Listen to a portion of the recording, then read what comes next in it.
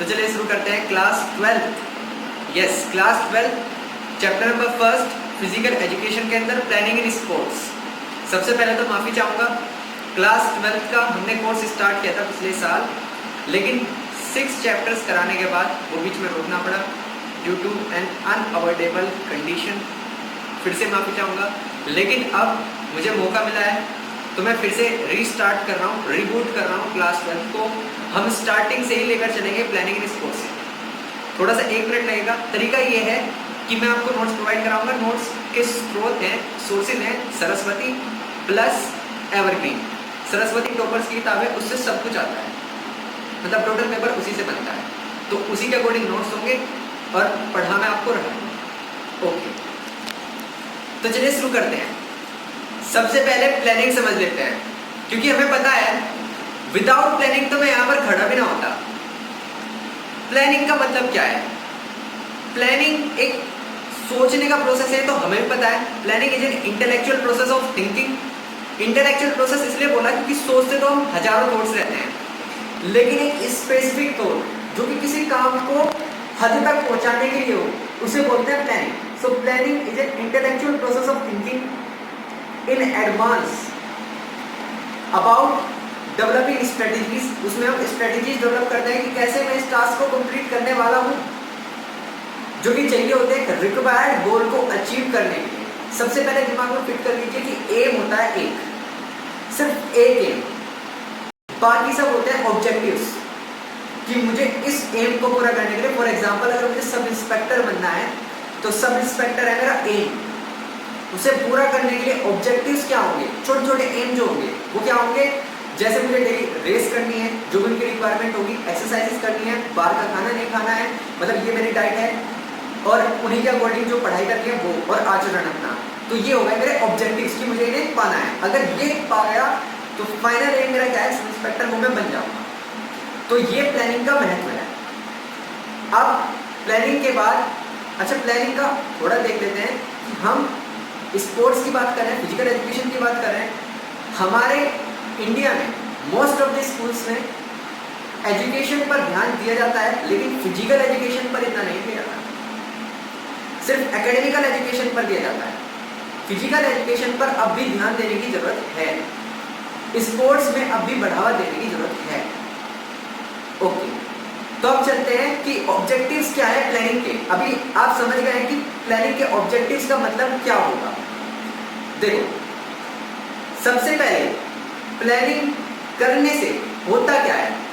हमारा जो unnecessary pressure है इमीडिएसी का, जैसे अगर हमने कोई प्लानिंग नहीं की तो हड़बड़ाहट में हम काम करेंगे, लेकिन अगर हमने प्लानिंग कर रखी है तो फिर हम हड़बड़ाहट नहीं दिखाएंगे।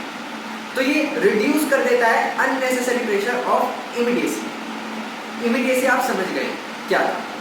दूसरा, मिस्टेक के चांसेस ये घटा देता है कि अगर आपने प्लानिंग कर रखी है तो बहुत ही कम चांसेस हैं कि आप मिस्टेक करोगे। तीसरा, ऑब्जेक्टिव क्या है प्लानिंग का? देखो, हमें अगर कोई कंपटीशन कराना है, टूर्नामेंट कराना है, तो हमें कमिटीज भी तो बनानी होगी। तो कमिटीज बनाते हैं हम प्लानिंग में। प्लानिंग करके हम कमिटीज बनाते हैं कि भाई फाइनेंस कमेटी होगी जो कि पूरा बजट तय करेगी, ये रिफ्रेशमेंट कमेटी होगी, ये ग्राउंड एंड इक्विपमेंट कमेटी होगी, वगैरह वगैरह। तो इस तरीके से हम प्लानिंग करते हैं। प्लानिंग का फायदा क्या है? और फायदा ये है कि इससे स्पोर्ट्स परफॉर्मेंस आपकी इनहेंस होती है, क्रिएटिविटी, आपकी क्रिएटिविटी बढ़ती है, ज्यादा क्रिएटिव आप बनते हो, क्योंकि आप पिछला प्लानिंग जो आपने किया था और उसमें वहां पर प्रॉब्लम आई थी एट दैट पॉइंट, तो अब की प्लानिंग में आप उस पॉइंट पर ज्यादा ध्यान देते हो कि इस प्रॉब्लम को जो पिछली बार आई थी उसे अवॉइड कैसे करूं। तो ये थे कुछ ऑब्जेक्टिव्स, मतलब प्लानिंग करने से क्या क्या हमें फायदे होते हैं और क्या क्या मेरे एम्स हैं जो कि मुझे प्लानिंग में पाने होते हैं। तो ये थे ऑब्जेक्टिव्स ऑफ प्लानिंग। उसके बाद नेक्स्ट टॉपिक आता है कमिटी। तो कमिटी है क्या? देखो, a committee is a group of people, एक लोगों का समूह है, हु आर चूजन, जो कि चुने जाते हैं, for the smooth conductance of tournament. किसी टूर्नामेंट का अच्छे तरीके से कंडक्टेंस हो जाए, क्योंकि एक अकेला आदमी नहीं संभाल सकता। और अगर 5-6 आदमी हैं भी तो वे सारी प्लानिंग नहीं कर सकते, पूरे टूर्नामेंट को नहीं संभाल सकते। हर एक काम के लिए अपना अलग अलग कमेटी होना जरूरी है। कोई एक ही कमेटी हर काम को नहीं संभाल सकती। एक ही कमेटी रिफ्रेशमेंट को नहीं संभाल सकती, डिसिप्लिन को नहीं संभाल सकती, फर्स्ट एड को नहीं संभाल सकती। तो अलग अलग कमेटीज बनाने की जरूरत होती है। और चूंकि हम स्पोर्ट्स पर फोकस कर रहे हैं तो इसलिए हम बात करेंगे स्पोर्ट्स कमेटी। इसकी स्पोर्ट्स कमेटी, अदरवाइज कमेटीज और भी बनती है। प्लानिंग सिर्फ स्पोर्ट्स में नहीं होती, प्लानिंग हर जगह होती है। इसलिए प्लानिंग के ऑब्जेक्टिव्स में मैंने स्पोर्ट्स से रिलेटेड ज़्यादा चीज़ें दी, क्योंकि हम फिजिकल एजुकेशन पढ़ रहे हैं। इसका रोल पूरी लाइफ में है, लेकिन अभी फिलहाल हम स्पोर्ट्स पर सेंटर्ड है, केंद्रित है। अब उसके बाद कमिटीज बहुत सारी हैं, बहुत सारी क्या, जितनी भी आप बनाना चाहो उतनी बना सकते हैं। जितने आपके पास लोग हैं, आपके पास पैसा है, फाइनेंस होगा तभी तो कमिटीज बनेगी ज़्यादा। बिना पैसे के तो लोग काम नहीं करते।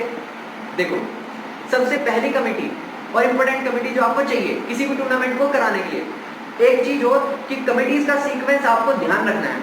जो कमेटीज का सीक्वेंस नोट्स में है या आपको सरस्वती में मिलेगा, उसी को आपको फॉलो करना है। देखो, इससे इम्पैक्ट पड़ता है टीचर पर।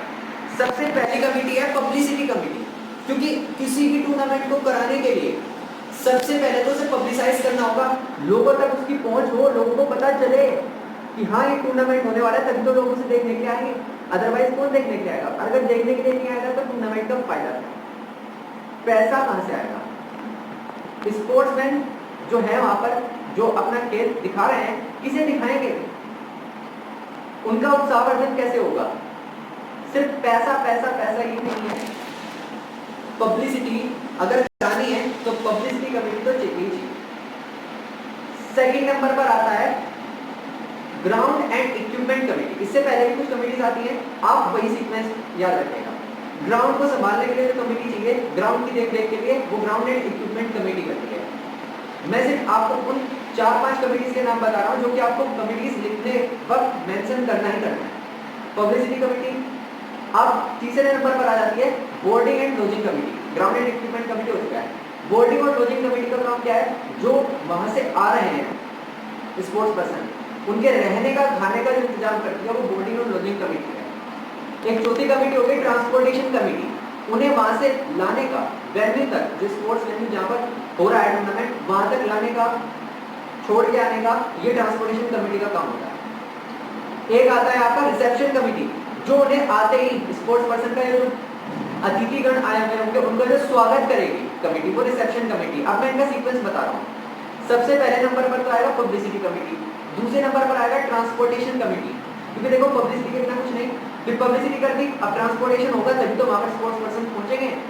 उसके बाद इन तीनों कमेटीज को आप कैसे भी लिख सकते हो, boarding and lodging committee, reception committee and ground and equipment committee. Otherwise committees कितनी भी बना दो, कमेटीज आप 10 याद रखें और 5 कमेटीज बढ़िया तरीके से आपको मेंशन करनी है, इसी सीक्वेंस में मेंशन करनी है।